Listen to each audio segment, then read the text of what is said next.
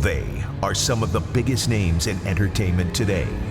Star Wars, Superman, Batman, Star Trek, Indiana Jones?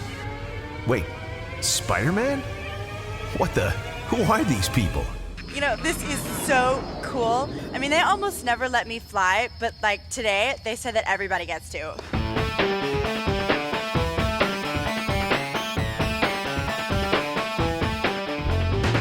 I think fan films can be sort of defined as coming from people that want to play in a universe that they love, but they're made not for distribution in theaters, but for other fans. The problem is with the internet, you expand that viewership tremendously. Whoa! You have a built-in audience with a fan film that you wouldn't have with an original work. Troops was probably the first viral video, because I mean the concept didn't even exist at the point that you could download an entire movie off the internet. And once people got a taste of that, they're like, you know, I wonder what else I could find on the internet. Okie doke, shut the camera off. People are waiting 10, 20 hours to download this thing. And so it just begs the question from the news media, what's worth waiting for 10 or 20 hours to download? Our episodes are downloaded by upwards of 30 million people. Star Trek Enterprise was being viewed by 3 million people. And Paramount knows that. I had J.J. Abrams tell me that we showed them the way. We proved that other people could step into the shoes of these iconic characters, because until we did it, it was taboo. Painters learn how to paint by imitating the great masters, and you learn how to make movies by imitating George Lucas or Spielberg or whoever it is.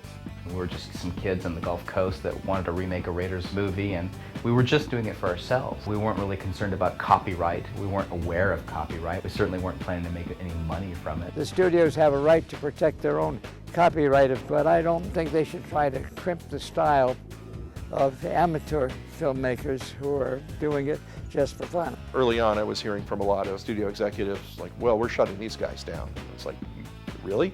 There's some really good stuff out there. You might want to take a look at this. Lucasfilm and folks like that who find ways to embrace the fan films get the better press, because of course you went, oh, Warner's shut down that guy's Superman film, and it was really good, and that's terrible. And whereas Lucas, gives you prizes. What is the meaning of this? We've opted to not only let people play, but to encourage people to play. What's going to happen from a copyright perspective when you can't tell the difference between what's made at home and what's made by a studio? I want the studios to be worried that new original films are going to come out and make their franchise stuff look boring. Batman Dead End. Look at that quote in Wizard magazine. It's the hottest movie of the summer, but you can't see it in any theater. You made me, Daddy. It is an art form where you are going into a project fully knowing that everything that you put into that project will probably never see a return. I mean, this is all driven by money, and fan filmmakers don't see any of that. But they still do it, and they love doing it. And that's dedication to an art form that I have to salute. It's tales of Hollywood dreams on household budgets, where fans, copyright, and fair use collide. It's stories of fan films and fan filmmakers in Backyard Blockbusters.